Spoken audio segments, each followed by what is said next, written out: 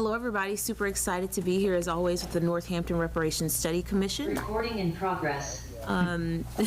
Beautiful day in Northampton. Great, thanks. We're going to start by calling this meeting to order, and I am going to call the names of our attendees.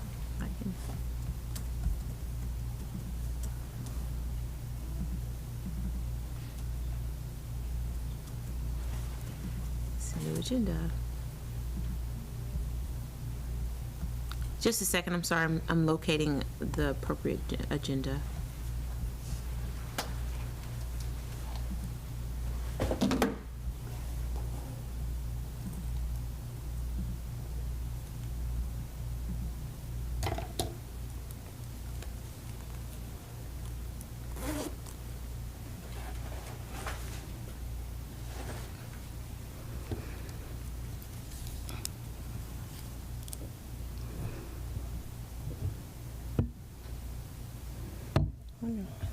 All right, William Newman, Felicia Lundquist, Garrick Perry. Here. Jeremy Baker Paquette. Marissa Elkins. Here. Marsha Morris. Here. Usman Power Green. Here. Renika Montgomery Tamaclo. Sarah Lynn Patterson, that's me, I'm here, and Rachel Naismith. All right, we have a quorum and we will get started. I want to make a motion for the approval of the minutes that I submitted for June 18th. Is there a second? Yeah, I second them. All right, I'm going to call the roll for the approval. Bill Newman, Felicia Lundquist, Garrick Perry, Yes. Jeremy Baker Paquette, Marissa Elkins, Yes. Marsha Morris, Yes. Usman Power Green, Yes. Renika Montgomery Tamaclo, Sarah Lynn Patterson, it's a yes for me. Rachel Naismith is not here. We have a quorum and we have a unanimous passage. Thank you very much. All right, so I want to open the floor to public comment. Are there any folks in the public comment room on Zoom? Can you put it Alexis to, Reed, you're acknowledged. can you put it to the, so we can see everybody? Yes. Can you put it to, so we can see everybody? Gallery view, Alexis, she's requesting gallery view. Thank you. Alexis Reed, you're acknowledged. Hi, thank you so much. So I think I really wanted to, I have to say what Ms. Morris said last meeting, I was really chewing on it and really thinking about it hard. And I think that what I took away was sort of like a feeling that I had after leaving the Amherst Reparations Assembly was this feeling of, okay, if they choose, right, everything is at the council's discretion.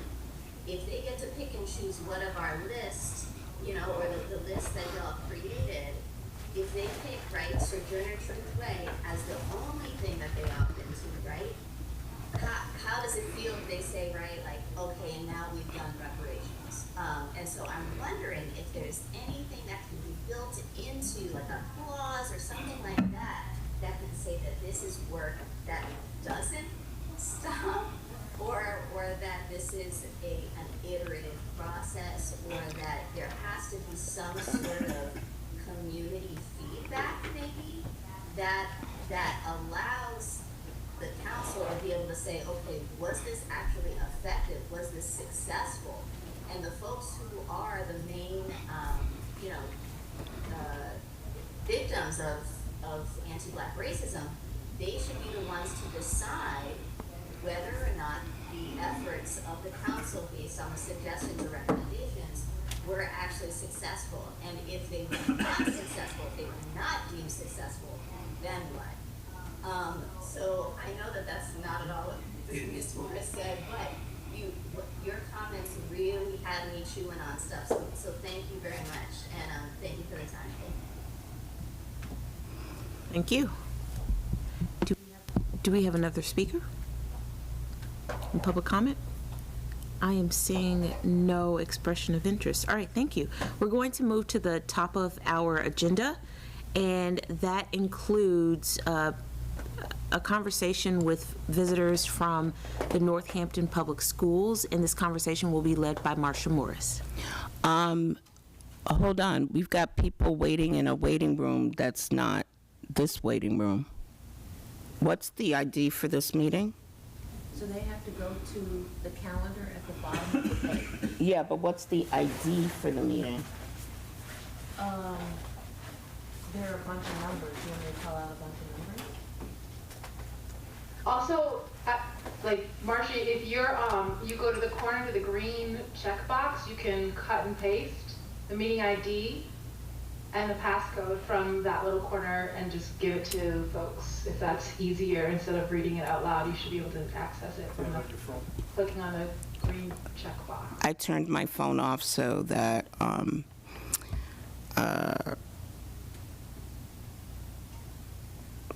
and I think Jeremy might have gone to that. They have to go to the main web page and go to the calendar and scroll down, and then they'll click on the event that's listed on our calendar, and they keep clicking the links through that calendar page, and it'll lead them to the right agenda. So I sent out an email saying that previous agendas won't work for each meeting. You have to go to the new agenda that's created. Right, but it wasn't on there all weekend. Well, it's on there now. I apologize. I worked on that today. Sorry, not to, but Rachel, I saw Rachel's inquiries and I called Laura and we got it fixed up. So apologies that it wasn't. Do you want me to text the ID number to you? To me, Yeah. and then I'll forward it to everybody.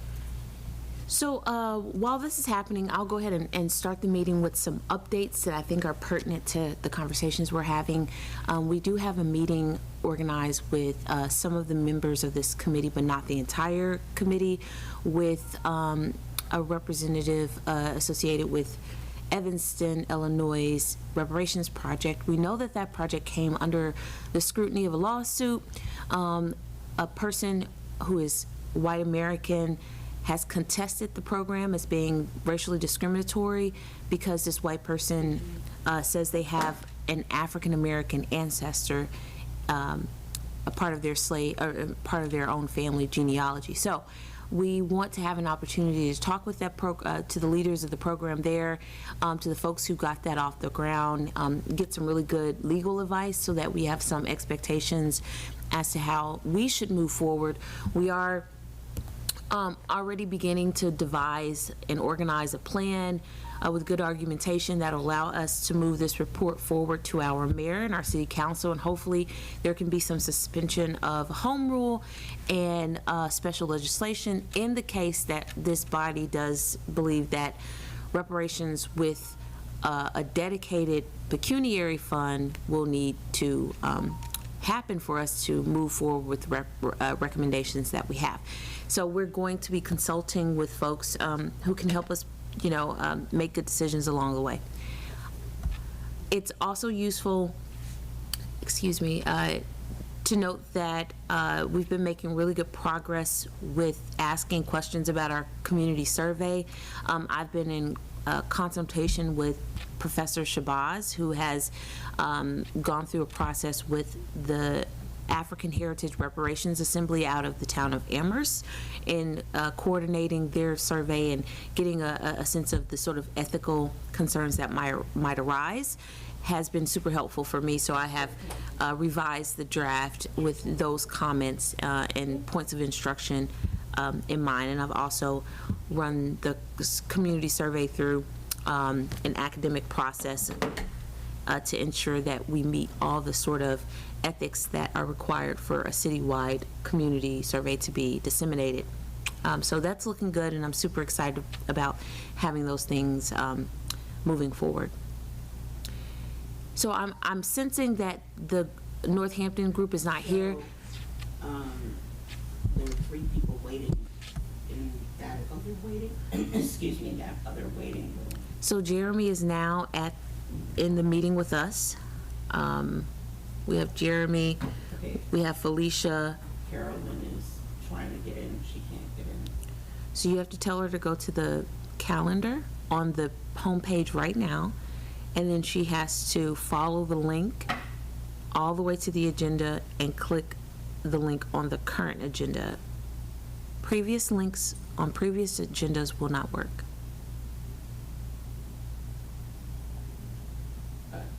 Could you get it to me?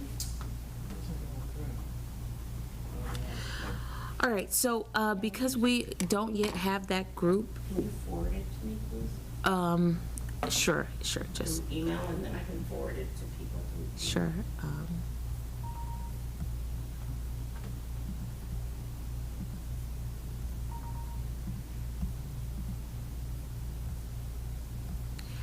All right, so we're going to begin a review of the racially restrictive housing deeds that Mary Ogilbein presented to us at our last meeting. This will require those of you to pull up your documents, so let's just take a minute for all of our commissioners to pull up the documents that Mary shared with us.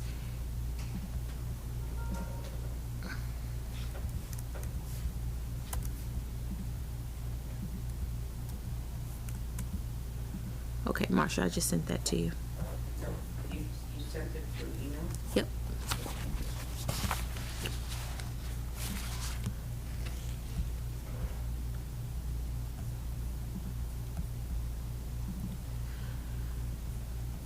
All right, so we had Mary Ogilbein with us last meeting. She's the Hampshire County Register of Deeds, and she addressed our commission about 20 to 40 anti-Black covenants that were are apparent in property deeds for Northampton, Massachusetts, and these were filed between the 1920s and the 1940s.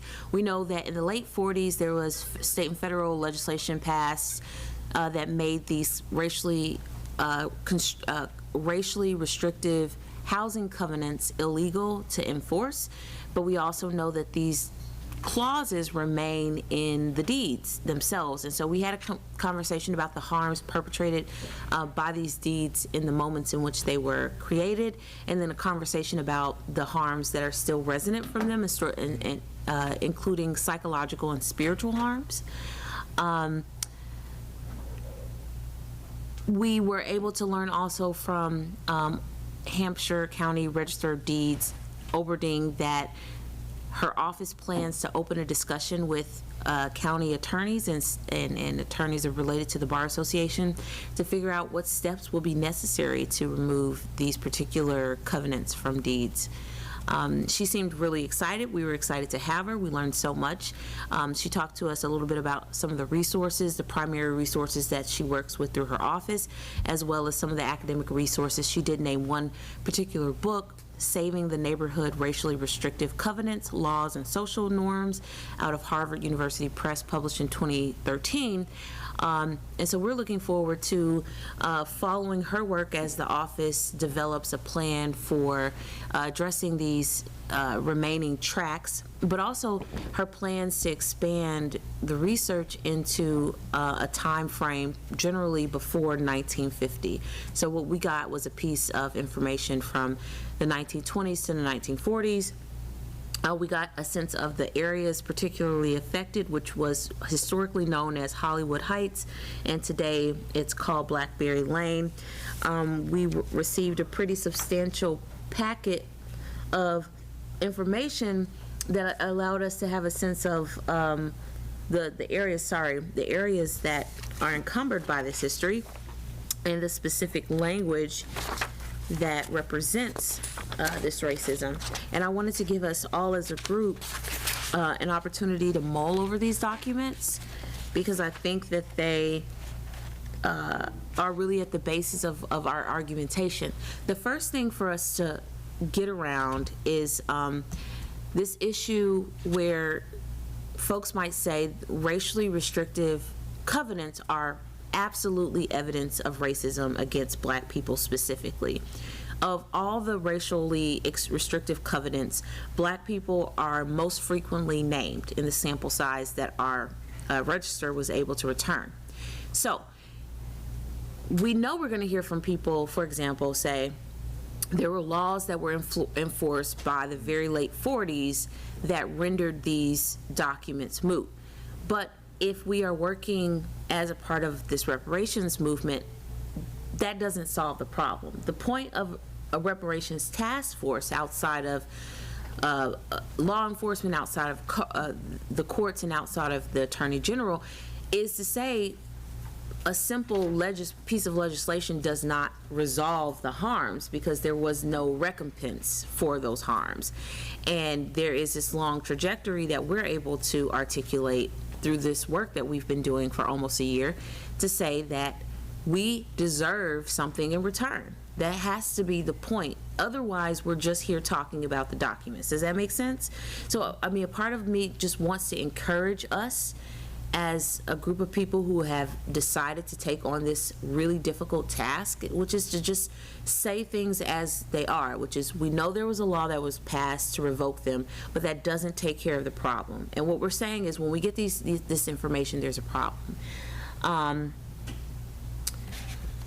I want us to have an opportunity again to open the floor to anyone who wants to talk about, of our commissioners who wants to talk about what they saw in the packet, what these documents mean, how this helps our argument for city council.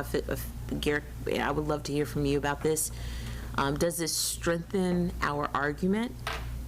And I think the hardest question is the question we can ask by the end of the meeting, but we have this first list that is through the confines of the law. Like, we're gonna operate according to what the law allows us. And then we still have that third list that is dangling out there that we have to fill in. Is this an example of saying, like, we do deserve a hard, like, number, a fund just for this? Is this the sort of evidence that can make that happen? So you want to hold that to the end, you said?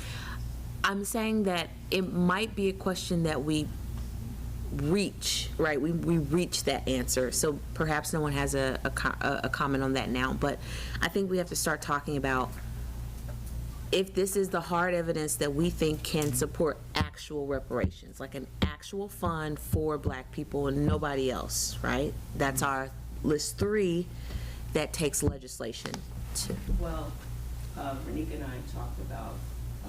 Just turn on your mic. Oh, I'm sorry. There you go. I'm sorry.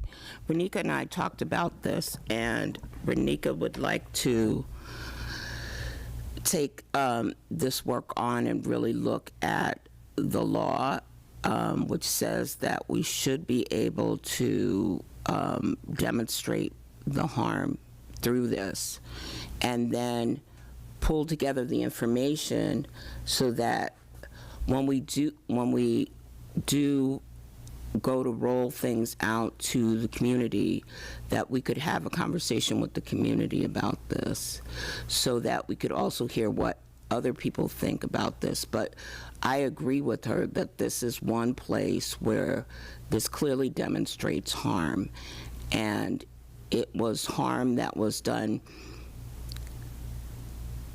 both, well, it was done with the banks, it was done with government, and it may have even been done with a wink and a nod from the feds. So that's something we should really look into, because this is clearly an area where we can demonstrate that.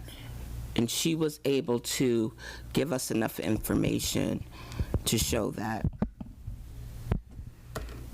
Yeah, go ahead. A couple things. One is, when the Supreme Court said that racially restrictive covenants, and it was a Supreme Court decision that said that they were unenforceable because they involved state action, and therefore the state was involved in discrimination, and that violates the 14th Amendment, and that was how this came down nationwide. I think what this shows is actually something much bigger. I think the remedy you propose is something we really need to talk about. What it shows is that Northampton, which sees itself often as a pretty progressive place, even back then, was part and parcel of a racially discriminatory housing system throughout the country.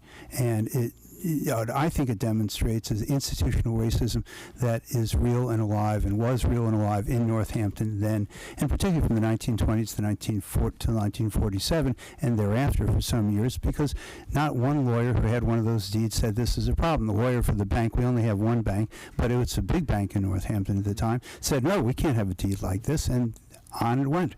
So I think it shows something actually bigger than what you're saying, Sarah. With regard to the actual idea of reparations fund, I think that it's going to have you need some definition of or classification of for whom. Who is harmed here specifically, because that was a question that, of course, was something that Evanston dealt with in great detail for their housing reparations program, and Evanston starting with housing. It's morphed, which is the basis for the lawsuit. But the question was who, and Evanston, as you know, has this series of criteria of who might be eligible for the reparations in Evanston. So the question I have for you is who. We don't have to go dissect the Evanston program, but it was clearly you could identify people who were descendants of persons who were enslaved, who were victimized by the redlining in Evanston. It's not a situation we have here, at least we don't have any proof of it, at least not yet. So I think that those two observations I hope will be helpful in this conversation. In particular, I think that I would need to hear much more on who it is that this fund would be used for, assuming for a second, and for purposes of argument, that it would be constitutional. And one final observation, the idea that special legislation, home rule legislation, is somehow easy is not, in my opinion, accurate. A home rule petition of this sort would face a very, very significant legislative hurdle. And well, we can go into details on that at some point, but I just think we should note that.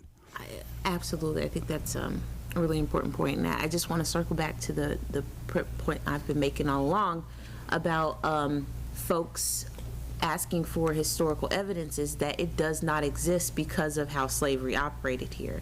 So we're asking questions of a system that did not allow evidence to survive. So there are no receipts for the slaves. There are no last names for the slaves. If you hold last names and receipts as our standard of criteria for feasibility, we're never going to cross the threshold. That's why we're saying we can't operate like Evanston, where we ask for the actual descendants of actual slaves, because the system didn't allow for it. So we have to confront that reality. Home rule has to be the pathway. That's the only pathway for the list 3.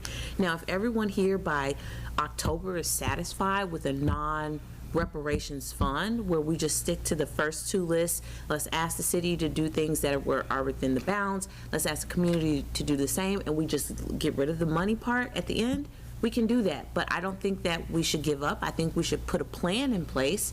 And if the city council then says no, that's their call. But I want to see us produce a full plan. I think we can do that. And let me finish. I have just one more comment. I think we should create simulations. We should create 2 simulations. One simulation starts with the 1920s, a black family that we imagine successfully purchased a house here. And what would the trajectory of their socioeconomic life potentially come to fruition at? And let's do the same simulation with the actual white family that lived here. And if we can find an actual white family that will give us some of their personal information so that we can produce this, then that's great. But we can simulate what that family might have achieved since having a house that they were able to purchase here, having a good job. Where might they have come out, and where did this black family come out that never got the opportunity? Obviously, the black family, 0, there's nothing, right? Because they never got to live here. But we can create some simulations. We can ask scholars to help us. There are tools that create certain types of simulations like this. But that's my idea for how to engage with the housing evidence specifically. So, Felicia, I'm sorry, was Felicia trying to say, Felicia? No, I'm sorry. Yeah, my name is Kendall Mangum. I'm here on behalf of, not behalf, but with Jeremy, who introduced me to this commission in the first place. I would have my camera on, but my laptop is broken. But there were just a few different things that I thought were interesting. I thought, Kendall, I appreciate your interest in speaking, but this is not the moment where you are invited to speak. This is not a condemnation of you at all. This is just point of order, so you have to wait until you're acknowledged at that section of the meeting before you can speak. Thank you. Go ahead. Sweetheart, we will have an opportunity for you to make any comment you would like. We're going to do public comment at the end, so you can make the comments that you want to make about what you're hearing, and then you'll also be able to make the comments for the presentation that you came to. Okay, honey? Just hang on, okay? I think the bigger issue is something that we need to talk about at a separate meeting, because now you're presenting that question in light of the material, and I'd like to go back and look at that material before we try to tackle this question and like read it and absorb it. Not the lady came and did this presentation, and It's not letting me. and the lady came and did the presentation. I thought she did a great job. We asked a lot of questions, and now you're asking, is this the area that we think we should look at reparations? And I know from my conversation with a couple of people that this is an area that people feel strongly about. So I just want to slow us down and give us time to do that, and not just off the top of our heads just start going. It's not off the top of our heads. We had a really great presentation last time. We got paper documents. I sent out digital files, so we can talk about it now, and we can talk about it next meeting. We can keep talking about it. It just sounds like you're trying to shut it down for everybody. No, So, for example, I wasn't trying to shut it down. if we're looking for another type of valuation, we can simply just add up the property values for all the ones that had racial covenants. That tells you how much lost property value there are. I mean, there are methods for us coming up with some dollar figure. It's like everyone is resisting it, but this is what we have to do. There's no way around saying, how much money did black people lose because of these statutes, right? So it's not going to be perfect, but we have to do something. So there will be figures for this. Sarah, I'm Let sorry. me just, hold on. Let's just, no back and forth. Just no back and forth. Someone makes a comment, someone else raises their hand, they make a comment, and we go like that. None of this back and forth stuff. That's the first thing. The second thing, which is what I wanted to say, is that, number one, it's really important, the work that Mary did, because it starts a very important process for us, right? If we can work off of the numbers that are presented here now. So I think that's a great idea in terms of valuation based on the evidence we have, given the time frame, right? I mean, this process of digging is one that could potentially take a long time, and going back to the report, should be a central feature of the report. But outside of what the future holds, I completely agree with you that the amount of evidence that has been presented is certainly a point to start with and to dig into.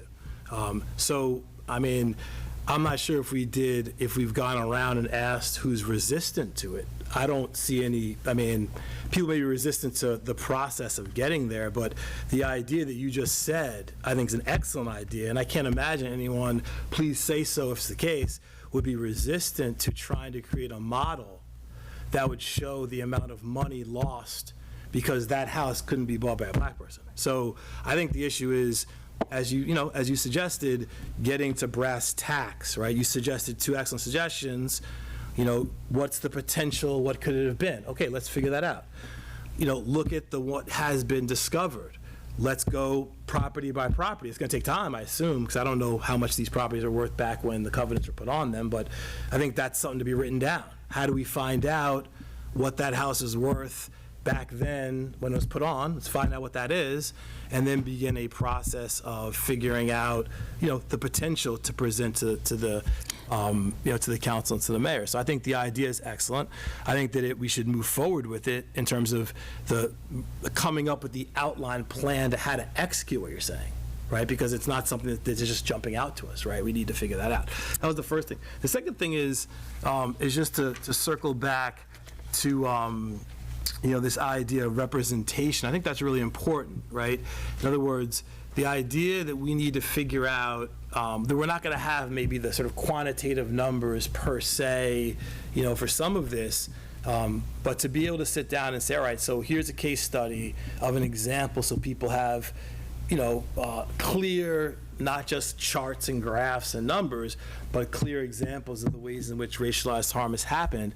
That's going to be the approach we have to do pretty much for most of these sub-areas. For example, as the young people said in school, for example. We're not going to have, we might, but I'm not sure if we will, but we can illustrate the different iterations of policies and practices that would be case studies to put in the report, to then demand from, various entities in the city for we can come up with potential ideas for redress we have, but certainly that is going to be an essential approach that we have. So I think the idea is great. I think the evidence that has been presented is very helpful. I look forward to finding more evidence if that's possible between now and, whether it's October or later, to help with that process. I think it's really important. So I wanted to say those two things. No, you can't. The public comment was way earlier. Now you're putting at the end, you're making another young person wait an hour and a half. Yeah, but Tom, you came in late. Yeah, we started off. Everything up. No, we No, did. We had had public it. comment. We had public comment. Yes. We No one started our commented. meeting at 5 p.m. Yeah, there was no comment. This person has to wait for another public comment at the end? That's Person is on the agenda, and she has to wait to the second half of the meeting. That's right. She's going to, we got the agenda, the information for how people get in wasn't on the agenda, so they just got it, so they were trying to get in. So now that's all settled, okay? You guys are on the agenda, so. Yes, that's what I was, Anyway, the person who spoke is on the agenda. She said public comment was at the end. yes, but she's also on the agenda. So, yeah, one thing, I wasn't going back and forth. What I wanted to say, what I was saying was I absolutely firmly agree on this one. Renika and I talked about it. We were like, hey, this is the place where one of the places where we dig in. And so I'm totally with that. I just want, now that you raised the question in this meeting, I like to sit down and think about it, but I appreciate that everybody's mind is moving in the same direction around that, so I agree. So that's all I was saying about that. So I agree with you, Usman, that this is something that we should, and also I would love to see us do this in a community environment so people can have a better understanding of what an African American person or a black person, for instance, the lady who bought the property in Northampton that the Northampton Historical Place found, wrote a case study about her, and that she was defrauded out of that property. What is that property worth now? I mean, so these are the things that I think tie back to the actual historical part of this. So I think that's great. That's all I wanted to say. Yeah, I think what comes to mind for pay reparations for me, it's like time-limited school scholarships by race. So right now there are scholarships by income. They have scholarships for any student. And we did hear from one student who suggested that we should include in our first list scholarships that are reserved for professional development by income, right? So current students can get that prior to college. And then we would ask for our reparations list to include paid student scholarships that are time limited, so like available for the next 10 years or next 15 years. Right.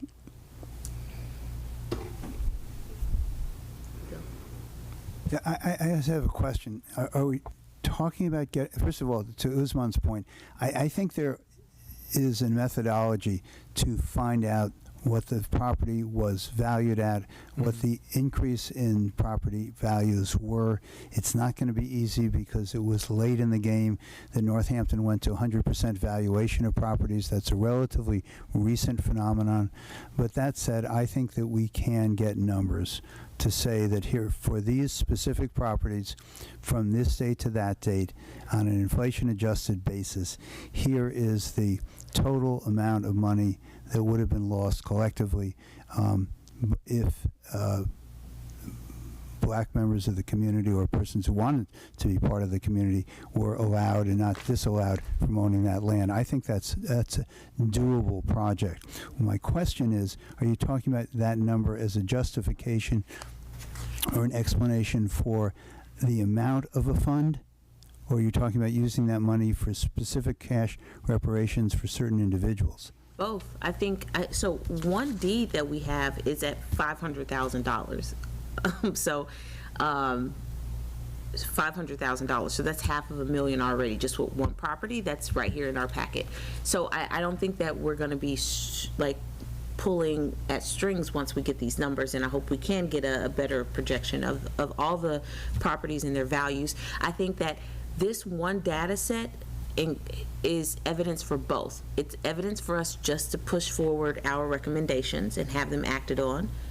That's the list that's in the boundaries of the law, and it's specifically useful to support our request for an actual isolated fund, which, given the number at which our reserves are, it can't be astronomical. Like, so we can't ask for a one-to-one value. We can't, because our city wouldn't be able to support that kind of fund. But if we look at what is available in the cash reserves and we bring our number down and ask that that number at the very least be funded over a 10-year period, which is what Amherst asked to be done with their fund, we want $2 million and we want it to be fully funded by 10 years from now.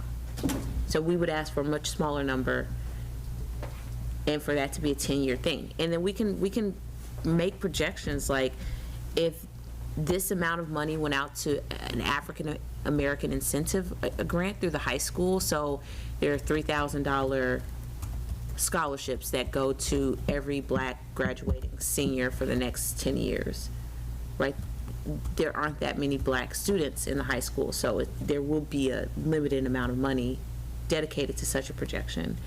I think that this is exactly what San Francisco did. That's how they came to their numbers. They looked at what was denied people and what were people entitled to that they did not get. So from both angles. And that's why they came up with the numbers that they did. And if you really read that report, it's not that the expectation that San Francisco is going to pay each black person $1 million, but the valuation had to be set based on reality. And then it becomes a creative process of how you raise that money. That's the way they looked at it. I think most people just saw the $1 million and thought, oh my God, that's, no city could. But that's not. If you read the document, you will see that their expectation was, hey, let's look at what was San Francisco's ability in terms of people, first of all, working in the gold rush, that slaves were forced to work for free and were not paid. And they looked at land values. There's, like, if you go through that report, which I've suggested several times, we should use that as our basis, you will see that.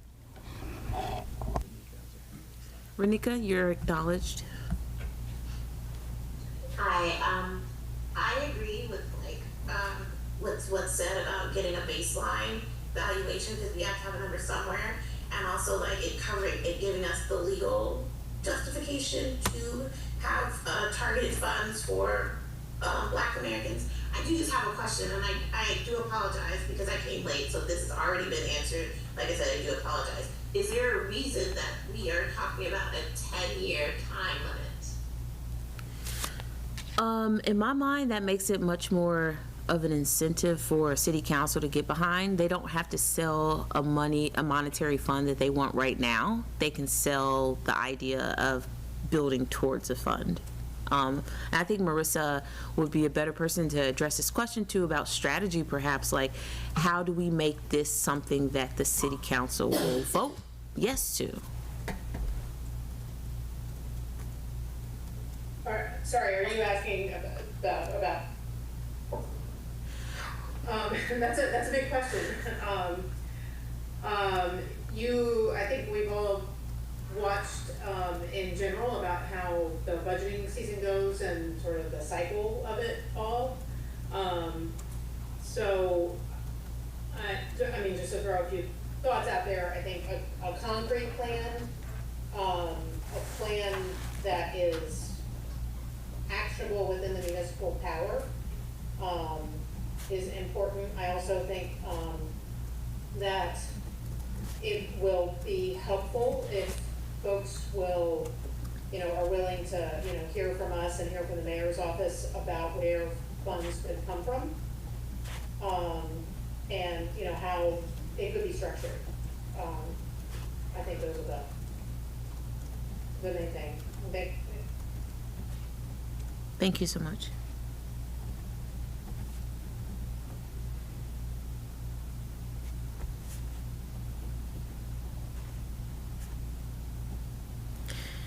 So, were there any sections elsewhere in this packet that folks want to talk about? Any part of Mary's presentation on the particular spots? So my plan is to invite a colleague that is out at Northeastern. She just won a major Hill Award that are given out by the Boston legislature to award certain African Americans who have performed outstanding work for the city. And so she has a project to place Revolutionary era African American soldiers on placards and in the city and around the properties where they lived and worked. And I want her to come and address our group because she can tell us exactly what processes she had to go through with the city in order to get that project all the way through to the implementation stage. And we have a placard initiative that is embedded in our first list, and I think we should hear from a person as to who she spoke to, residents, etc. So we're gonna have someone come speak to us. I wanted to point out that in the second packet that we received with the color page that precedes it, there's a deed from Charles Salter of Northampton. And this is one of the deeds where he owned a bunch of properties, and in one property we have two pieces that I wanted to draw attention to. The first one was the second clause: no dwelling house costing less than $5,000 shall be built on said premises. And then the fourth one is that said premises shall not be sold to or occupied by any colored person. And I thought that this was important because it packages as two forms of discrimination, right? So it disallowed African Americans to live in this property or rent it, but also it made very clear that only richer, financially empowered individuals could even build because it had to meet a certain threshold. So this created a culture of wealth and upper class identity, where to be upper class also meant to not have black people living around your property or on your property. So I wanted to pay attention to how in one deed there could be dual functions of discrimination.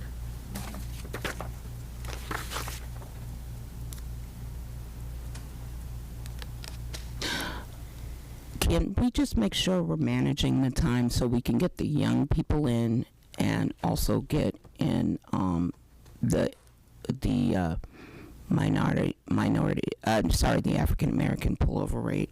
All right, so I just wanted to point out that in my last comments on this, that there were at least two property deeds that create that relationship between income and no black people. So higher your income is, less likely you're going to have black people living on your property.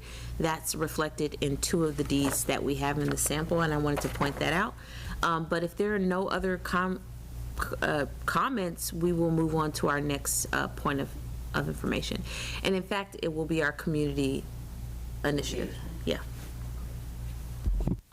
Hi, everybody, and first of all, thank you to the 2 folks or 3 folks that are here to present. Could we get the, what do they call that again, gallery view? Thank you. I'm going to start with the first discussion is a piece that we've been working on, and that we said we would bring forward from the community engagement, which was the work that was done by the police commission. And there's a chunk of work out of the police commission that was never attempted or completed because of the time deadline that the police commission was on. However, that work was the very heart of the reason why the commission was created in the first place. And so I've asked Dan Kennedy to come today. Is Dan there? Is he there? Yes. Yeah, okay. I've asked Dan Kennedy to come today to explain that data and lay out for us what were the implications for that. Dan? Hey, Rick, can you hear me? Yeah, shaking heads? Okay. Yeah, so I'm just coming in, as one of the former co-chairs of the Police and Review Commission, we did do a lot to look at police in general, but we struggled when it came to police and race in Northampton. So we used a lot of the information that was available in the open data portal. One of the biggest ones is the use of force, which is, it's available in Northampton. It never went below about 10% of the use of force cases being against Black identified individuals. And Black identified individuals also make up around 2.5% of the population of the city, going back, different years. And so, and the highest year I think was about 17 or 18%. Black people made up about 18% of the use of force cases. That was one of the ones that the police track. So that's already a little bit concerning.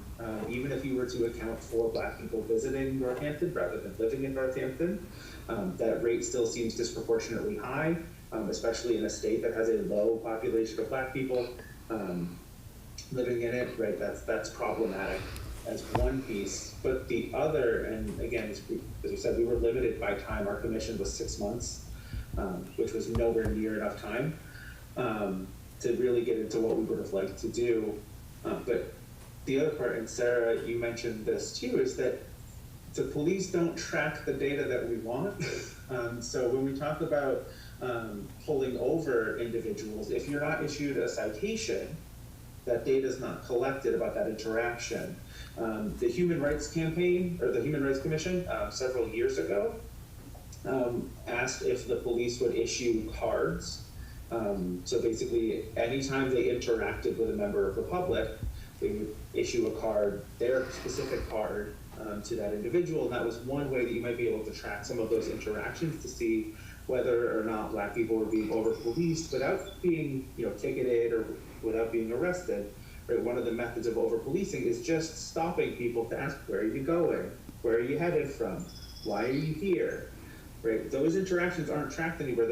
You're not getting a citation. You're not getting, you don't have to, the police don't disclose whether or not they've just pulled someone over or interacted with them. That data it just wasn't collected. That idea of issuing cards was not followed through by the city at the time. The police chief said it would be prohibitively expensive to purchase business cards. I don't know why. I would maybe say that's not that much of a cost there. but that, again, there's nothing that tracks that information. But we have, if we just look at citations, if we just look at the use of force cases, we're looking at, I would struggle to say that there would not be evidence for over-policing of Black and brown people. If you look at the use of force data, Hispanic is the number 2 group in there. It does get a little bit tricky because in some of the data, the police list Hispanic as an ethnicity, and in some cases they list Hispanic as a race. So going year to year is a little bit tricky sometimes, but you can still do it. They're still slightly lower than the Black population in terms of their use of force examples or use of force cases, but they're still overrepresented by percent of the population of the city. So I would say that while the Policing Review Commission did start this, we did not finish it. We did not get into race as much as we could or should have. We had ended up focusing on mental health and houseless issues and substance use and abuse, because those were, I don't like the term low-hanging fruit, but they were the low-hanging fruit. They were the easy one. It was clear what you could do to get around that, what you could do to address that. And so that's where we had put a lot of our effort and energy. Dan, can you talk about what you did try to do, please, around this issue? So we had a subcommittee that was looking at the impacts of policing. And so we first started working with the police department. We were asking them for records of traffic stops with race data, as well as some of the data around the citations, any data they had around interaction, which they did not have, they don't log that. We also used the data that they presented in the open data portal. In fact, that's where I get a lot of my numbers. At this point, we're a couple years out of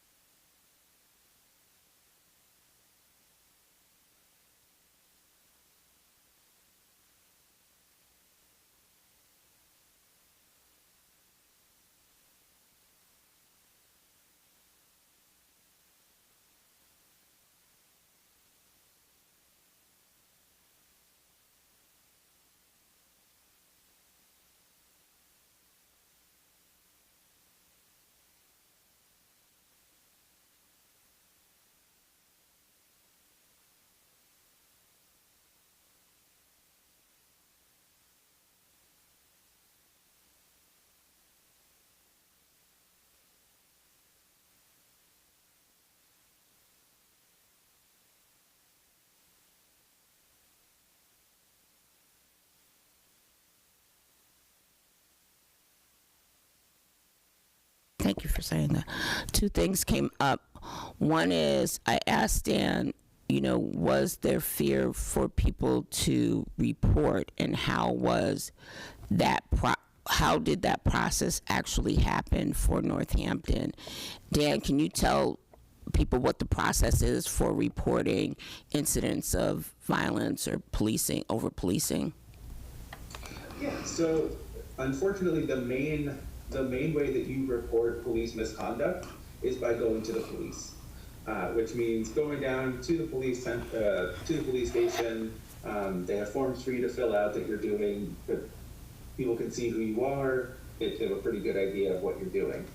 So that right off the bat is pretty intimidating, especially for people who feel that they've been wronged by an institution, to have to go and do that. And a lot of times, I believe in most cases, for Northampton, it's like somewhere certain it's over 80%, I believe it's over 90%, where the police do not find any misconduct in their own officers.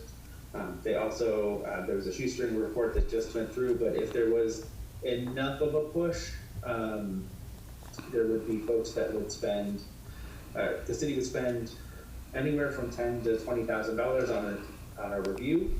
That review would also usually be conducted by a firm made up of ex-police officers, and in almost all cases, they found in favor of the city as well, or it's in favor of that officer.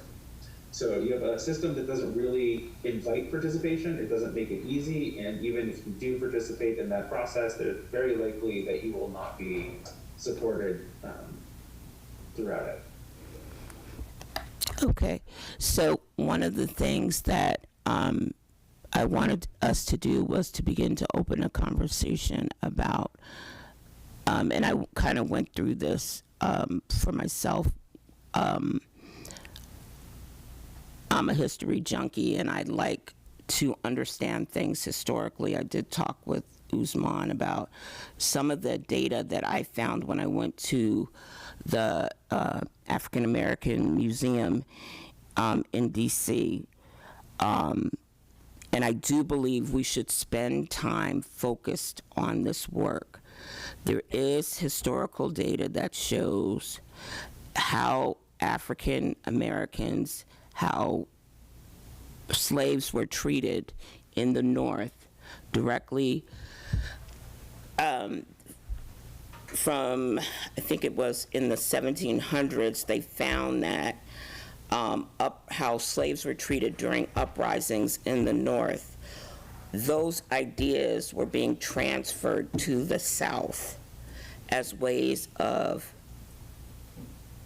subduing slaves and making sure that they did not feel as though they could uprise in the South like they had in the North, because in the North there were cities, so an uprising, whereas people would know about it, it was harder in the rural areas.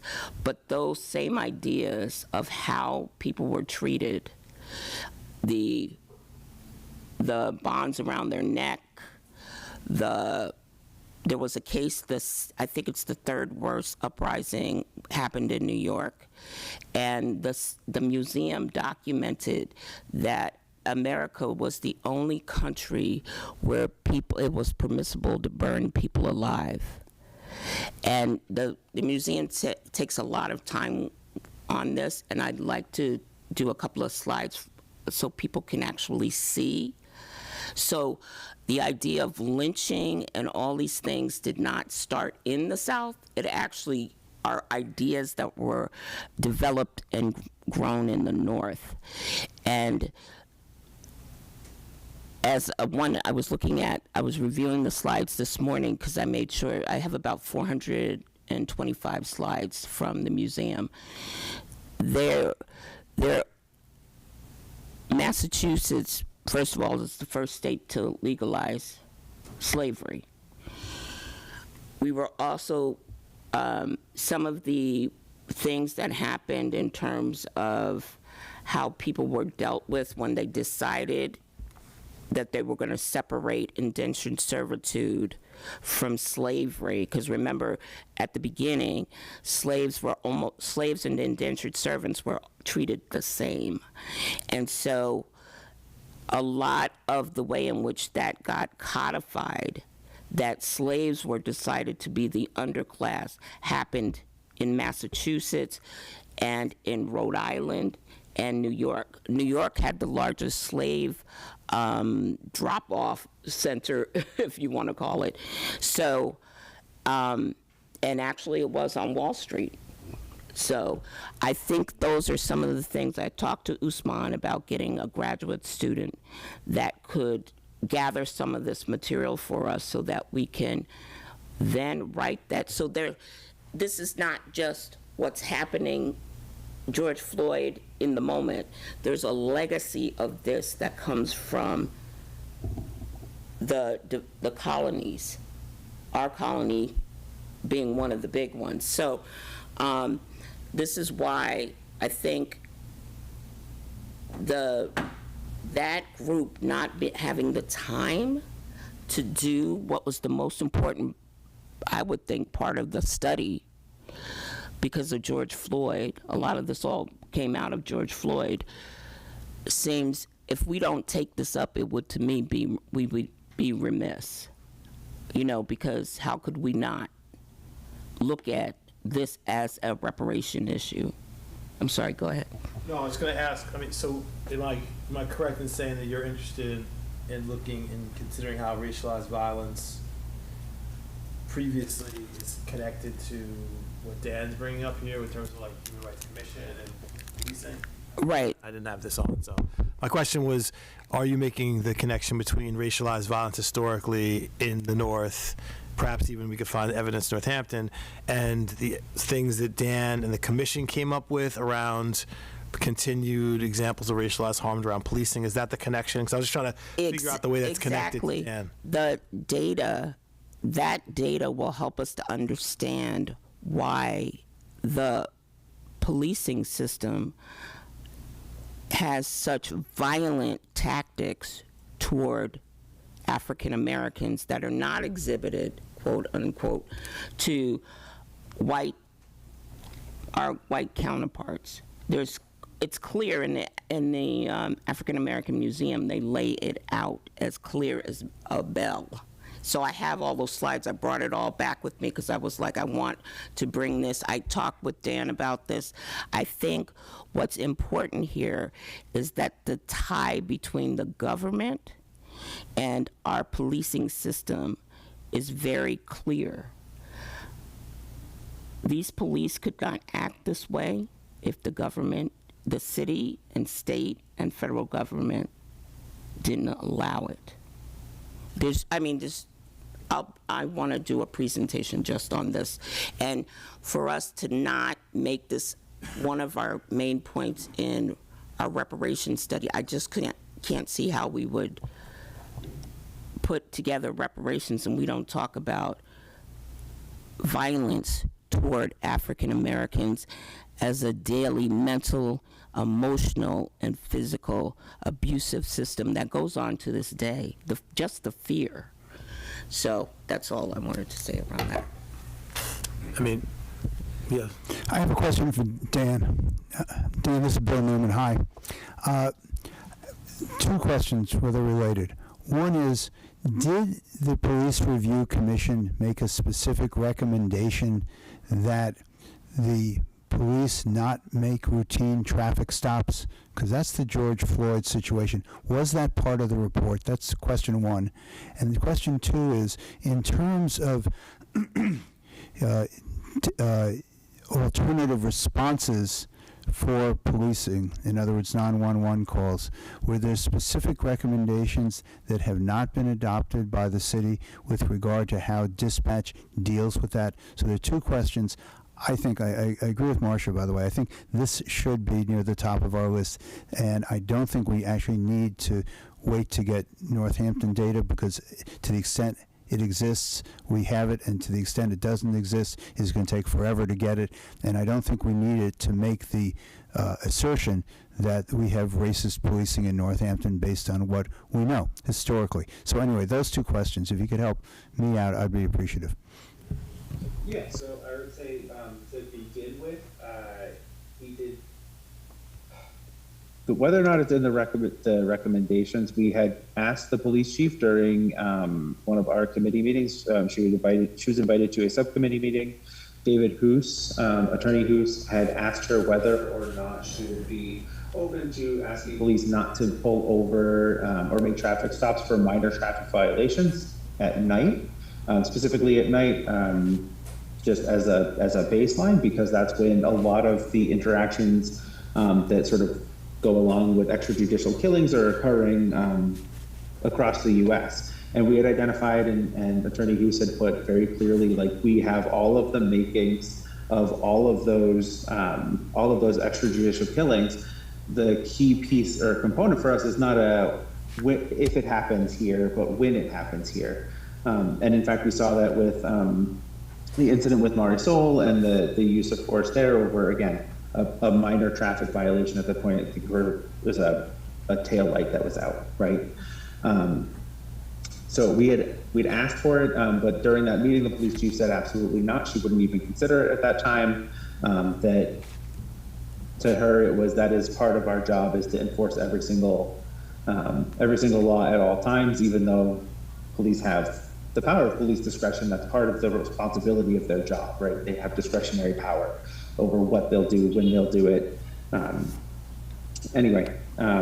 So that piece was there. We had asked if there was even any sort of buy-in, limited buy-in. We didn't even say all traffic stops. It was just minor traffic violations at night, and we even got a no there. In terms of other things that have happened or that were in the commission report as recommendations that haven't happened, the Division of Community Care, we had originally envisioned it as a larger department. It's currently a division. They're doing amazing things. I don't want to make it seem like that's not happening, but we had really emphasized the idea that they should be responding to pretty much all nonviolent emergency calls at some point. That we envisioned them scaling up. We had a categorization of sort of what calls should stay with police and which should be responded to where you don't need an armed officer. And I think right now the city is still working and going through the process of finding a way to integrate those better into dispatch so that dispatch can make the decisions about where those calls go based on information that's provided to them. So dispatch, if you don't know how they work, I didn't have a really clear idea of how they worked, but they essentially have a gigantic binder that walks them through every kind of call, every kind of interaction with questions to ask so that they're informed. They can inform whoever they're calling with what's happening, what they need, and get all of that pertinent information as much as they can. So that they can also make the decision. Does this need fire? Does this need an ambulance? Does this need police? Does this need a combination or all of them? And even they had talked about like, well, we wish there was a way that we wish there was another option so that it wasn't someone is asleep in a park. It was not calling and sending out a police officer, but another responder. So there's still a lot that has to be done to make that happen. There's some legal hurdles, as I understand it, around integrating them into dispatch. I'm not 100% clear on exactly what the holdup is or where the city stands, but I know they're making some progress towards it, but that's one piece. And really scaling up the DCC so that they have the capacity to respond to a wider variety of calls. Right now they're focused on mental health and substance use, but to increase that call capacity so they could take on more responses than what they currently do as well. I also have a question. So thank you so much, Dan. This is Sarah. And I guess my question is, do you think that if we generally ask the city to encourage the hiring and matriculation of people of color, Black people specifically, into jobs throughout the city, that could be a subtle form of reform, in the sense that we're starting to hear about all the different types of jobs that go into one particular area of the city. And if you have more African American people in those jobs, we can have a sense that there's accountability, because people wouldn't want to harm their coworker or their boss or someone that they respect in their community, and that the person who is Black themselves gets to then actualize their discretion, right, as a member of the city, just like all these other people actualize their discretion by being police officers and chiefs and dispatchers, etc. So it seems to me one part is to just generally encourage the matriculation of Black people into fields of professionalism in the city. Yes. So I mean, yes to that basic premise, right? Throwing out that the more you have integration into a city, the better it's going to be for everyone. I think that's a sort of standard and what feels pretty universal. I would say a challenge to that is that, and this is specifically related to police, is that just having more Black and brown police officers or having more women as police officers does not change the rates of violence and racialized harm, because it's not about the individuals in that case. In those cases, it's often about the institutions. And so there are some where it's, yes, it would be great to have peer responders where there was a mandate, where there was a staffing for people of color, right? And one of the things, peer responders by their very nature are people who have experienced or lived within those conditions, whether that's mental health issues, whether that's substance use issues, whether that's racialized categories as well. So it'd be great to have that. I think having more folks have an opportunity to live, work, participate in the community of Northampton is a benefit. But I also want to say that also comes with challenges. If there are more people of color working in those spaces, it opens up those points of potential interactions and potential negative interactions. And so we want to be really careful about that. We don't want to say just having more Black people around solves the problem when it could actually just be putting them in danger. So being very careful and thoughtful about that component, which I think you're all doing already, but just to add that in. So one area that I would like us to really look at is, first of all, to break that link of the police being the place where people of color, African American, Black, Native, have to go to the police station to make the report. That doesn't even make any logistical sense. If you've been harmed or traumatized, you wouldn't tell people to go to their harasser to go make a report.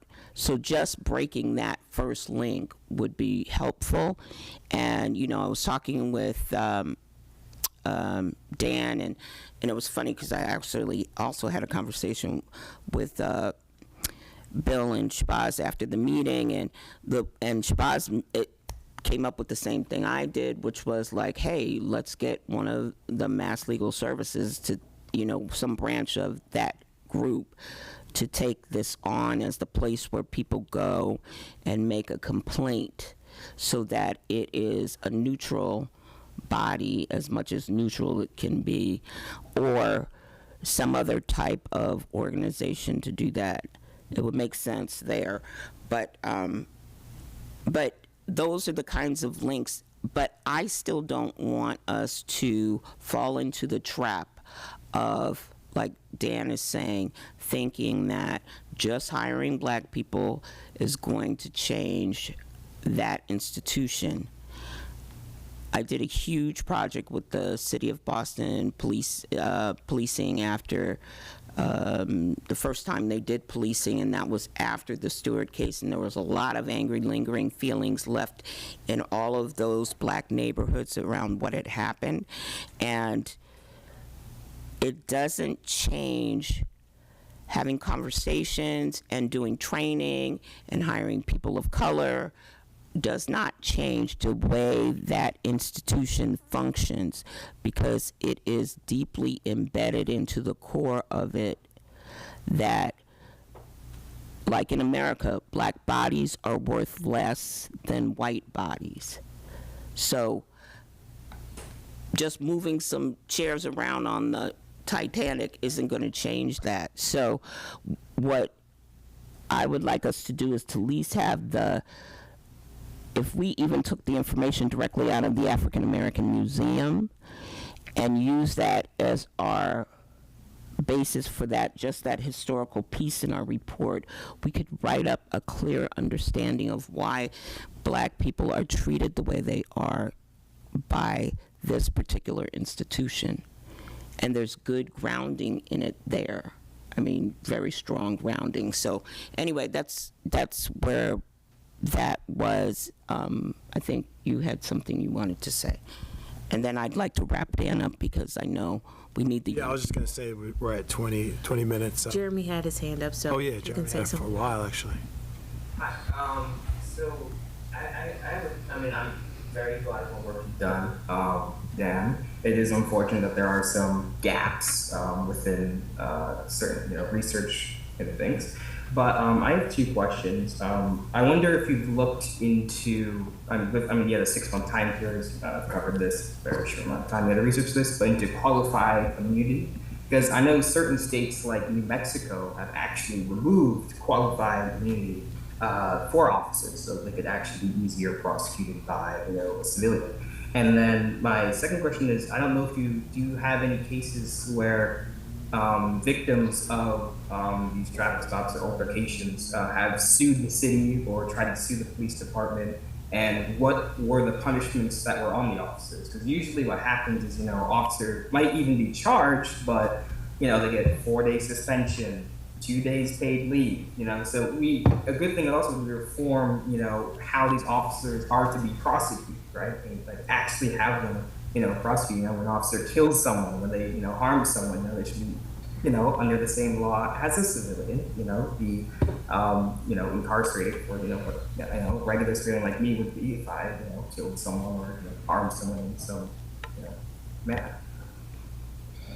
Yeah, so I'll start in reverse.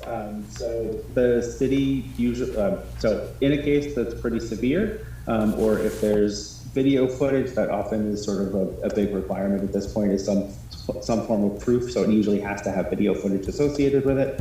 But in most of the cases that I'm aware of, where someone has brought a suit against the city because of because of police misconduct and use of force that the city has lost.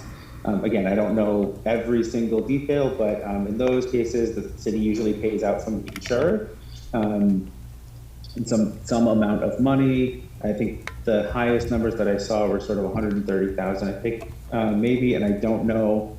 I know Eric Matlock is probably the most recent case. I don't know how far. I know it was allowed. His case was allowed to proceed. I don't know what the outcome is, but that's pretty much the extent of what I know immediately and offhand. In most cases, from what I can recall and what I remember reading, the officers did receive a small amount of discipline, or they were sent to training again. Sort of like the recent case with Marisol, where the officer had to attend, was it 2 days, I believe, of training. And again, if anyone can recall more clearly, let me know. But in those cases, that's usually what happens, is that there's some form of training remediation. Whether or not that training has any data that shows that it stops those things from happening again, I don't believe so. I didn't find any, and I would love someone to prove me wrong and that we keep spending money on those trainings. But I don't believe that they're that effective.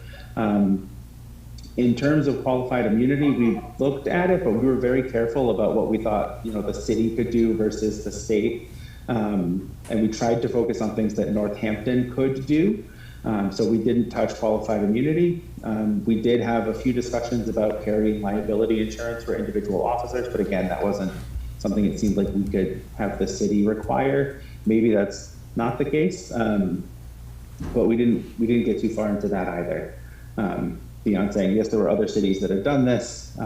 Usually those cities had to go through a large amount of work to do that, or they were doing a huge redesign like Ithaca in New York for some of those things. And just when for example, if someone files a lawsuit and then the city pays out, that directly comes from the taxpayers, right? Like it doesn't come from would they sideway money from the police budget for that, or would they? Yeah. Yeah, no. So the money would come from the police budget. In most cases, and again, I am not a lawyer, so I have a vague idea, again, based on what I was able to read and find, but that usually that's money that's paid from a city insurer. So the insurance company pays for that. However, then your city rate goes up and you're paying more at the end of the day for those, but you're not paying immediately right out of pocket from city coffers or from an individual budget, as far as I'm aware.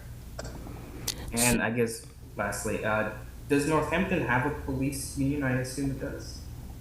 Yeah, there are two different unions. One that covers the sort of lieutenants and leadership, and one that covers the regular officers, employees.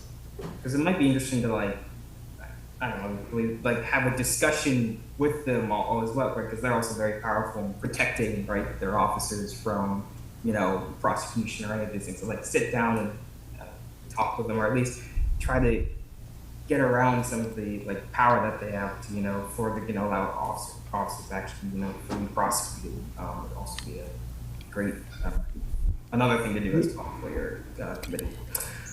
Yeah, absolutely. I'm sorry. Sorry, Dan. Go ahead. I was just going to say, absolutely. The police union, the union contract does give the city a large amount of discretionary power in how it pursues management of the employees. So if that's something you wanted to look at, and you wanted to talk about like what the city has the power to do versus what's in the contract, you probably want to also though involve some city officials, especially some lawyers that are very good at contract language and navigating that, just to make sure, as you navigate both labor law and the contract that the union has with the city, which is tricky business. So just to wrap you up, Dan, thank you so much, first of all, for coming, and we may have to call on you again, just in the development of a couple of recommendations. And I just want to remind, I'm looking at this from a larger standpoint and not just of what is going on today, because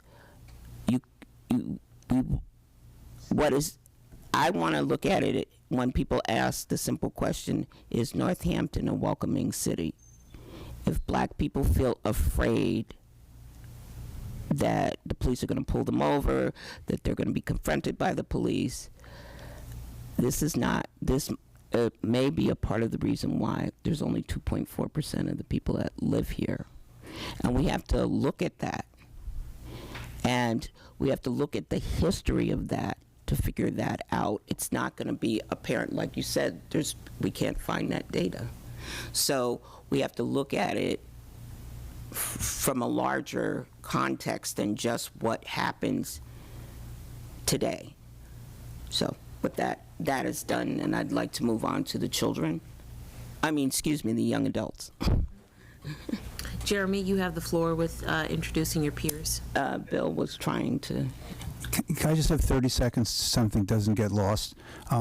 With regard to who can make the complaint in someplace other than the police department, I was on the board of Western Mass Legal Services for 25 years. I was president for a long time, and that's now Community Legal Aid, and I'm still very involved in the Hampshire County fundraising department or volunteer effort for Community Legal Aid, so I'm pretty familiar with the organization.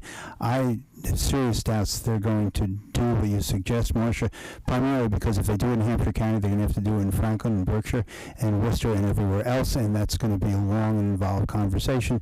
But I do think there is a way to do this, and I think it's a really excellent idea.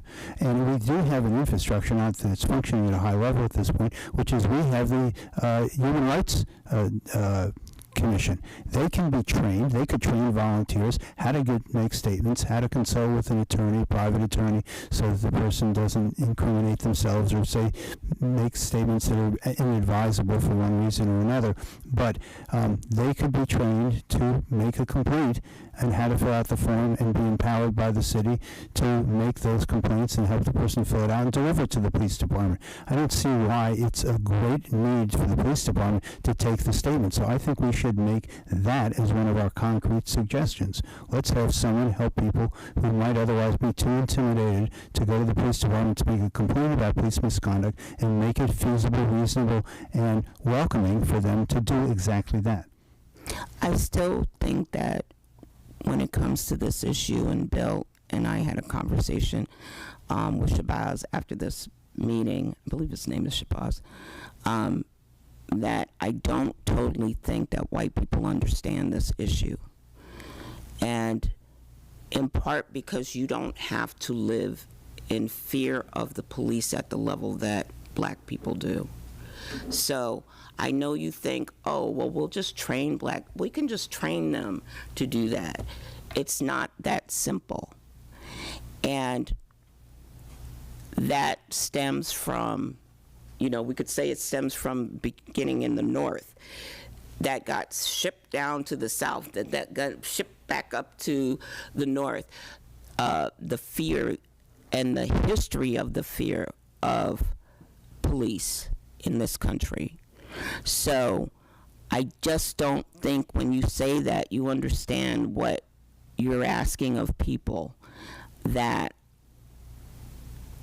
when we talked in the group, people that have guns on them who are less likely to think long and hard before they pull them on black people.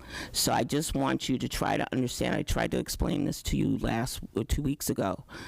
It's not that simple. If it was that simple, this would have been solved a long time ago. Because people would have just said, hey, let's just train people. And then it's not a simple solve. But anyway, that's all I wanted to say on that. And Jeremy, you guys are up. All right. I am here to introduce Kendall. Kendall, if you could unmute from the BSU. Hi, my name is Kendall Mangum, and I'm the president of the Black Student Union at my school. First, I would like to say I'm sorry for interrupting. I had no clue how any of this worked. I would have liked to been I think a little bit more nicely corrected next time because I've never been a part of this. But I do appreciate. I think it was Miss Marcia. I think she explained it to me. Now I understand. Obviously, I won't do that again. In regards to, obviously this is such a large topic, but I sort of got interested in looking at the educational aspect since I obviously am a student and how racism obviously flourishes in social environments, especially in schools. So I did a staff training where I addressed microaggressions and things like that. And I think when it comes to reparations, I think we can look at schools and we can see how Black students in schools can directly benefit from certain things that we put in place, and how those Black students are at the forefront of, the Black population. We are the up and coming, Black people obviously in this country. So I feel like really hammering it in that the youth, more than anything, need to be seen and heard and understood in order to undo the harmful things that we have done in the past. So I'm going to present a slideshow that I presented to the staff at my school. Oh wait, I can't do that. Oh, because I'm not a host. We can do share screen for you, honey. Yeah, you can share the screen and then you could.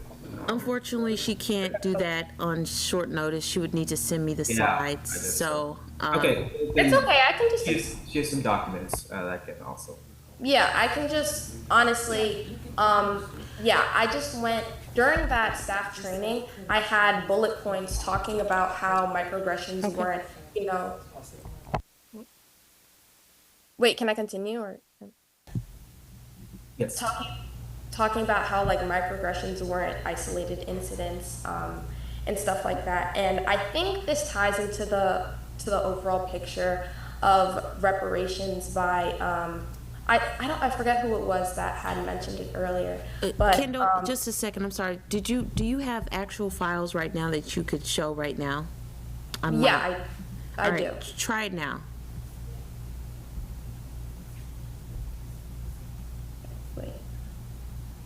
Share screen, I think should do it.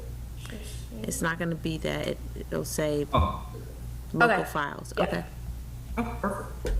So this is what I had handed out to the staff. Just to give a little bit of background, I come from New York, and so coming from New York, I had dealt with segregation. As you know, New York is the most segregated city in America. I dealt with a lot of, obviously, racial issues there. And I noticed that coming here, a lot of the same issues that I'm sort of hearing about are bigger city issues. And I can understand and I can empathize why it's so hard to find information about Northampton because there's such a small Black population here. But that doesn't mean that the Black population here aren't affected.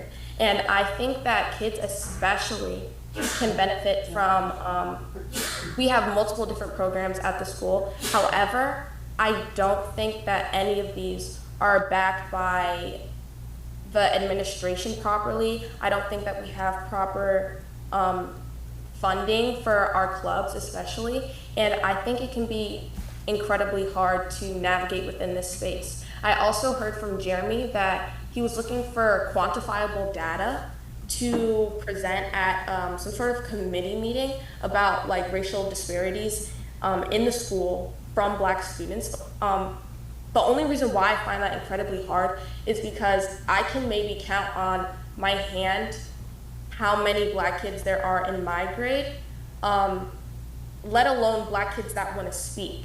And it can just, and I guess that has left me sort of stuck, because I obviously want to be a part of this initiative as well.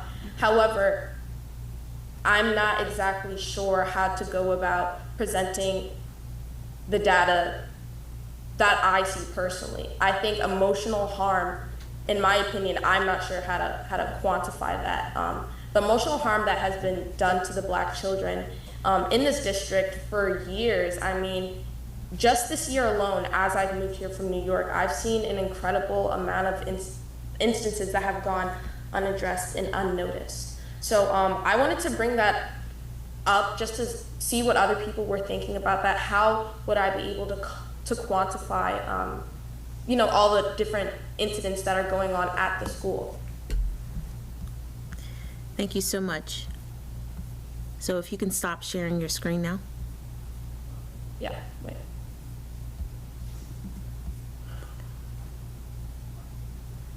I think she was asking you all if there were some tools that she could use to quantify the incidents going on at the school. Right. So, for folks who want to do peer-to-peer assessments, you have SurveyMonkey, you have Google Forms. You have the standard technologies that allow people to use open source platforms like those two suites to create assessments. You would have to put in some rules and criteria of use, which you would want to work, Jeremy and Kendall, with me and Marshall on, and we can help build some framework for you. But what you're asking to do runs up against a very challenging question that we've been trying to figure out ourselves. The first challenge is the ironically hyper visibility of Black people when it comes to reporting issues of racism. Like, no one notices us until it's time for us to start reporting someone, and then it's like, well, there are 15 of you, and I can just go down the line of who it could be who said this particular thing. So it's a struggle that we have, and we should just talk about it right now. It is actually a very difficult thing to ask Black people and a very small amount of people overall to articulate issues of racism. But that's what you're both suggesting that we do. So Jeremy and Kendall, the question is, are you brave enough to have a good argument to offer your peers? And then you have to think about what you would say to them to, console them if they are articulating some painfully emotional things to you. What are you going to say in response to them? And do you feel equipped and ready to handle that kind of emotional labor for your peers? Jeremy, do you think did you want to answer this, or? I mean, Or could I wait? What are you comfortable with? Oh, I'm quite comfortable myself sharing my own experiences. Specifically, to tie back actually to our police system a little bit. At my elementary school, they used to have this like High Five Friday with officers, and that was very, very, very uncomfortable and very upsetting for me, because there's these officers with weapons that were at an elementary school, and we were supposed to be friendly. It might have been like, to people, it might have looked as like, oh, it's a community, building experience, but as an African American, it was quite intense and scary. So personally for me, I do not mind the task of like myself sharing, but I know many other people who, they are afraid of, either, not really retaliation is not really the word, but at least within most of my friends, right, are white, right? So, if and there could be some contention with some of them within, if I'm doing the studying as well, and then the peer relationships within those groups could mean lots of people are kind of afraid to kind of speak out. I think. Go ahead, I Kendall. think. Sorry, if I want to, I can jump in. I think even within that, I don't necessarily, me personally, talking to the people in my club and outside the club, I have no issue asking people. I have no issue talking about it. I have none of that. And even talking to the people within my club, it's sort of that, in Northampton especially, race is acknowledged in a way that is comfortable for white people. However, I noticed that the kids especially are not really at a point where they, even in Black Student Union, are wanting to seriously discuss the topic of race because of, where they've grown up. The majority of the kids in my club have been, like, for example, adopted by white parents. And so this organization is the first time that they've been in a group of other Black children where they're allowed to speak freely. And a lot of these kids, obviously, they're not shy or anything like that. However, going out of your way to provide insight on what's going on in the school, and I know from asking them, it's just very intimidating for them. And I don't personally believe in quantifying like data when it comes to like emotional distress, because there's no way of measuring the harm that has been done to this child over the course of their adolescence. I think what is a lot more impactful is having statements from youth in and around Northampton. And even if there are no kids willing to speak at our school, there are so many Black kids that I know who are ready to come forward with what they're willing to talk about. And I feel like we really do, like, maybe not you guys, but I feel like society in general, we really underestimate kids and their drive to actually want to see a better world. I'm only 16 and I realize I have a life, the rest of my life is going to be like this. So what can I do to fix this? And I feel like there are so many kids that are willing to put forth a statement. However, I've just discovered that making data quantifiable, I don't think it's going to work, particularly in Northampton where there are such small numbers. Would you agree, Jeremy? I'm sorry, who was that? I think, especially with a lot of the, my such things like I've said, like statements about racial harms I've experienced, it's very hard to quantify. I think there are certain things you might be able to. I mean, we looked at, I think earlier, a couple months ago, Marcia, we looked at school records, at least on, how many just African Americans are there, how many staff, what's her name? Maritha Wallace came in and presented about how administration handles certain things. So you could get, data points based on that, if you think possibly. Although I tried that. I went to the, when there was like a union meeting, and I went to Ms. Fontaine, who was the union rep, to ask about, where could I find this within the teacher database, records of any of this. Didn't really get too much of a response, but there are some things that can be quantified, but I think a lot of the emotional, as Kendall is stating here, is quite unquantifiable.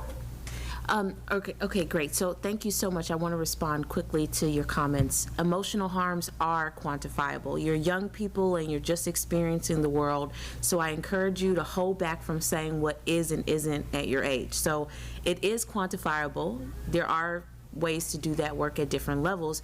You can ask your peer, for example, did a particular incident of racial harm hurt you on a scale?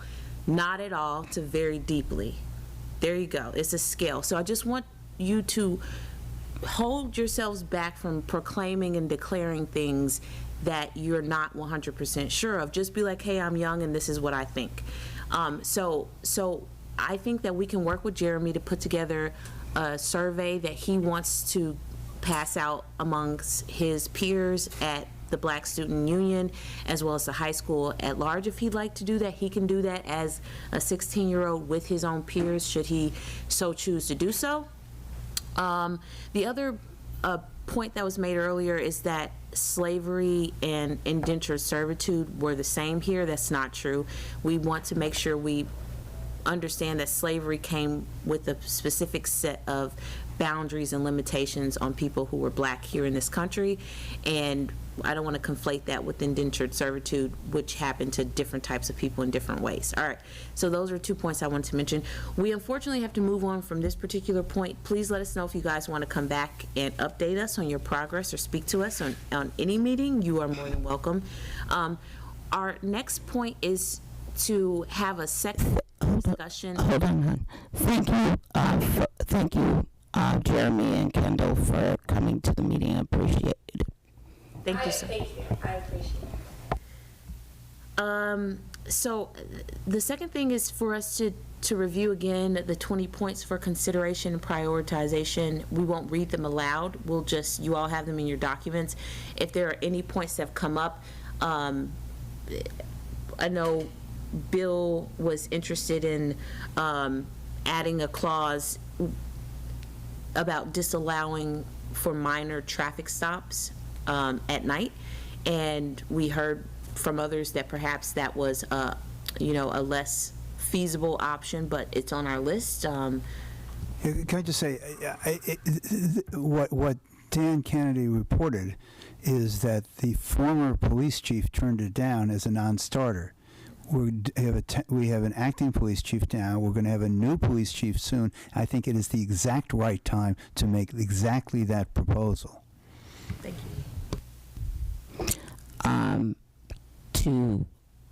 I'll go back to where we started with the police question. It is not about a particular person coming in to oversee that system. The issue of policing in this country and how Black people relate to policing is the question. It's a historical question. And I'm sure it may be, it's always helpful to work on who's going to be the next police chief. But police chiefs are not going to change whether or not Black people feel welcomed and whether Black people are afraid of, and not just Black people, people of color, period, are afraid of the police. It's not a simple answer. And I keep coming back to this because if it was a simple answer, we wouldn't be here right now. There wouldn't be a need for this commission.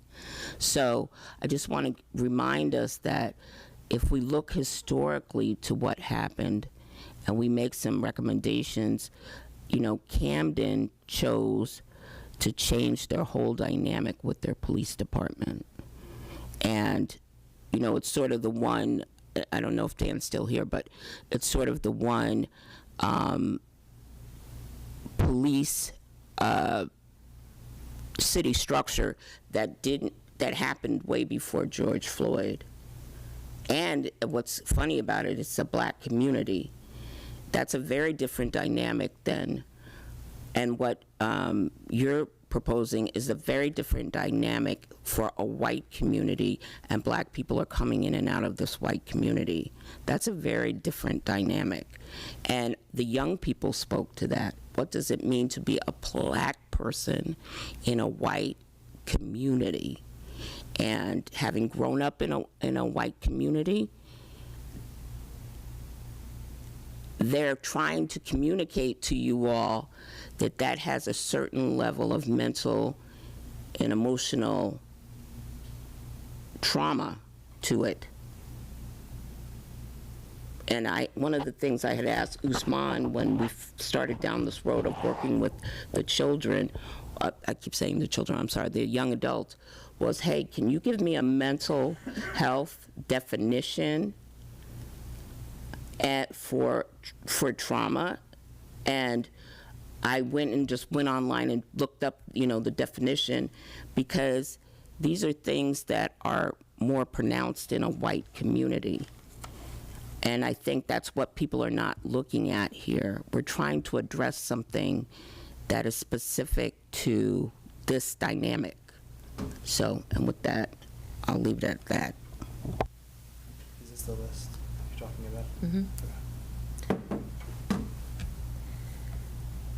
I've highlighted a couple, oh, Marissa, please.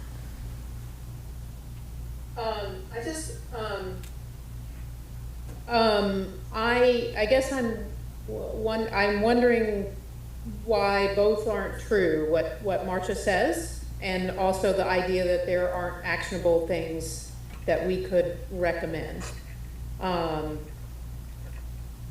I guess I'm confused as to why specific recommendations, or the idea that we would make specific recommendations, is contrary to what you were just saying, Marcia. I mean, We're not contrary. I agree with you. question or my statement.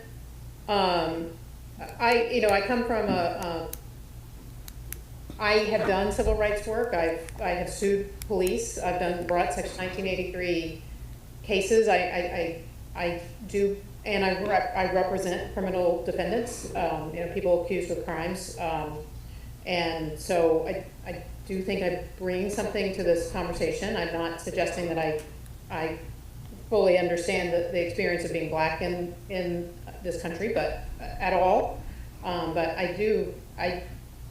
I come from that experience and think there are some specific recommendations that the Police Reform Commission made that it would be good to act on. I agree with Bill that now may be a time to revisit some of the things that didn't get picked up. And for me, it's less because of a change in the chief of police, is more that we tell our police what to do. And we have, it's our obligation to say how we want that to be in our community. So I think there's room to do that. And Jeremy, you asked some good questions about power of the police union and the role that all has to play. The fact is that a failure of municipal oversight of police leads to a level of police brutality that and I'm not saying that there are no issues here, but it is at a different level in Springfield. It's at a different level in Holyoke, and that is not to diminish in any way the lived experiences of people here. I know those cases. I know those things. But I guess what I just would ask, I think there are things I'd like to pick up on. The only thing I would say about Dan's presentation, and Marcia, this is what I, said to you when we talked about it. I actually think that the work that the Police Reform Commission did is so important that it is certainly to be referenced in our work, and I think we certainly should. I think there are certain recommendations that we can make and include. I think it is so important that that more than anything, I would like to add strength to those recommendations as their own work. I frankly see some risk of, if we're picking up a number of things that are, kind of all over the place, I wouldn't want people to see sort of what we do or what we don't do or what we can bring to fruition, and get that mixed up with police reform work that we are saying as a community, like the Department of Community Care, that we are saying, and so that, all that is to say is, like, I think we add weight to the important work that they did and that the city as a whole continues to do. I think we're an important voice in that and give weight to it. I would not want to see us sort of append their work, if that makes any sense. I want to be careful about how we engage with that work, because it is so important, stands alone. It is the product of a whole other commission that did extraordinary work. And so, anyway, I would just like for us to engage with that thoughtfully. It's part of our conversation. But we're dealing with a lot of other things too. And I don't know. I worry that an inability to kind of push some things that we might want to do here over the line for whatever reasons. I wouldn't want that to have a negative impact on something that needs to be done in the police reform area in a kind of even different way, if that makes any sense. So that's my interest.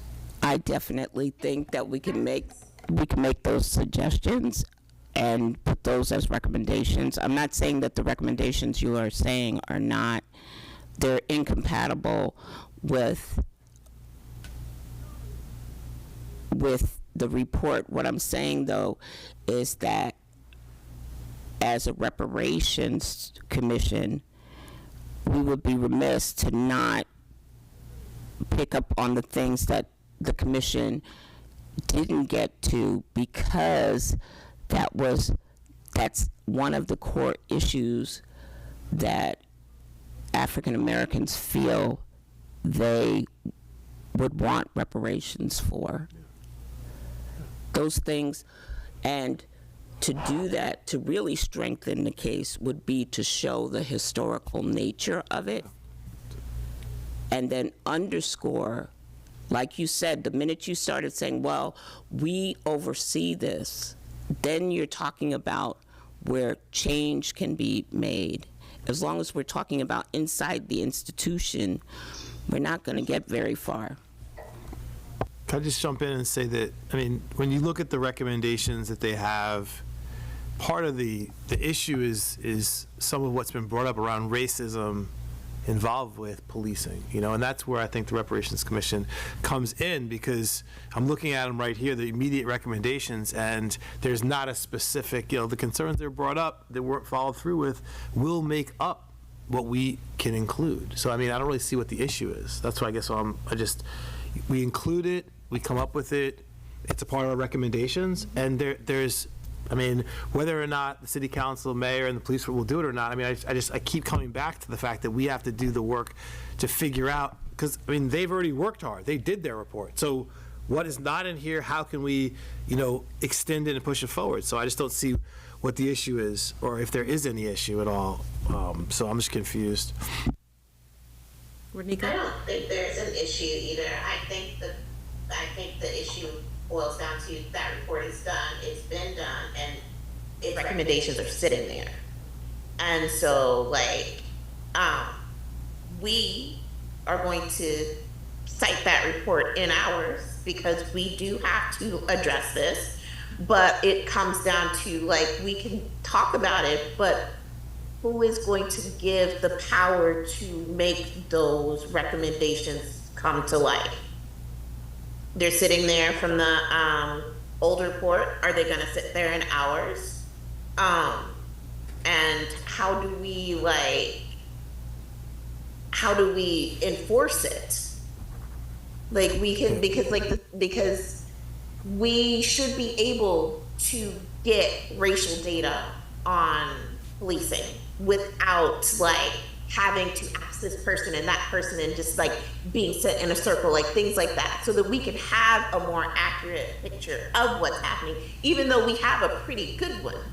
So I just think that it definitely has to be a part of it, and we just have to put it out there, and it just adds to the body of work that exists that says this is something that needs to change.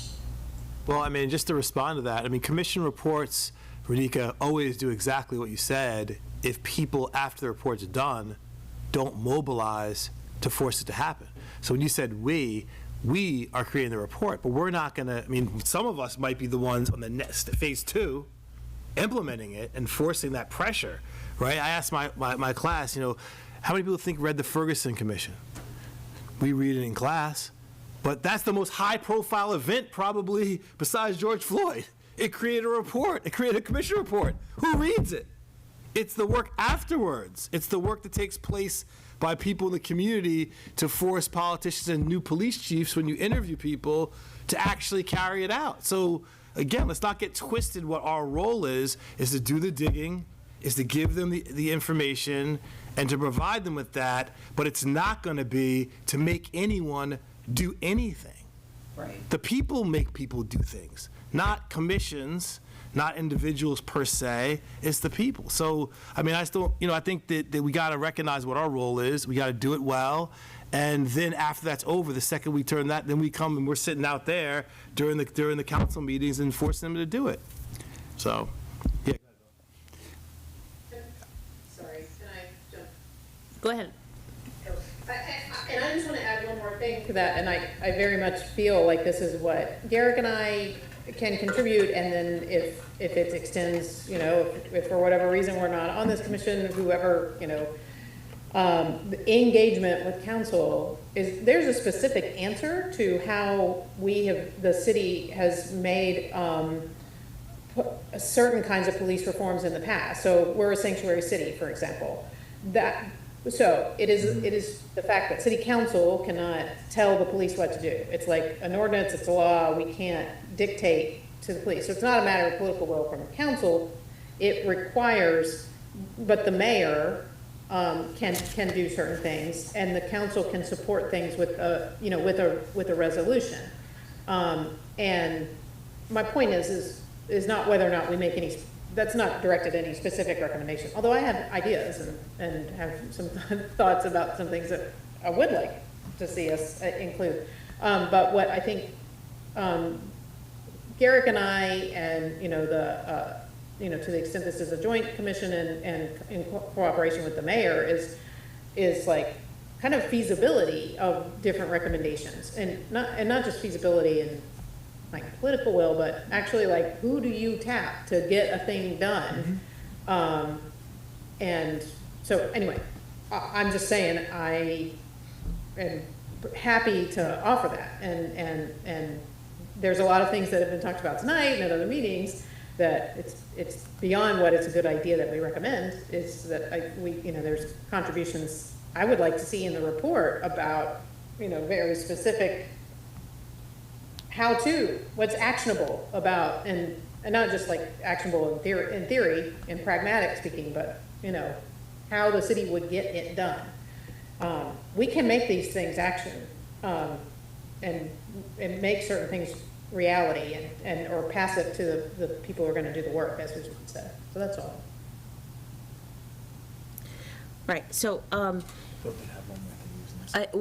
unfortunately we're at 7 o'clock, so I have a couple of things that I think might help us move forward. So I think within a week you should look back at our list one. It'll be updated with the most recent contributions we've gotten from everybody. I encourage you to leave a comment where you would like an extra clause created. I really want to push you guys to start messing around on that third list with reparations. We talked about a scholarship fund for high school students that will focus on professional development, potentially also a scholarship fund for high school students, and that's really terrific. We have to look at that third list and put some stuff down there if we really want to ask for a dedicated fund. I think you have to go look at the eligibility clause that we have right now. I think you have to have things in mind to talk about next meeting. If we are going to propose a reparations project with actual funds for Black people and going to certain types of Black people, we have to have criteria that would match that. And we want to hear from you guys, so that's a tough question, and I think it's about time we start dealing with the toughest of the questions here. I see us continuing this conversation about our timeline towards completion as well as the future implementation stage. I will ask our counselors, Garrick, Perry, and Marissa, to address us next meeting to tell us what is feasible in terms of creating a second commission. Can you just lay out the process for us, like what city orders from the mayor and city council would need to come forth for us to create an implementation Okay, sound good? All right, are there any public comments from our visitors? This is your time to answer, say anything you'd like. I don't hear any public comments. I make a motion to adjourn. Second? All right, have a second. I am going to call the Bill Newman, Yes. Alicia Lundquist, Yeah. Jeremy Baker Paquette, Yes. Renika Temeclo, Yes. Usman Power Green, Yes. Marissa Elkins, Yes. Garrick Perry, Yes. Sarah Lynn Patterson, that's me, yes, I don't think you. and Marsha Morris. Yes. Rachel Naismith. All right, great. We have a dismissal. Have a great day. See you in 2 weeks. 16.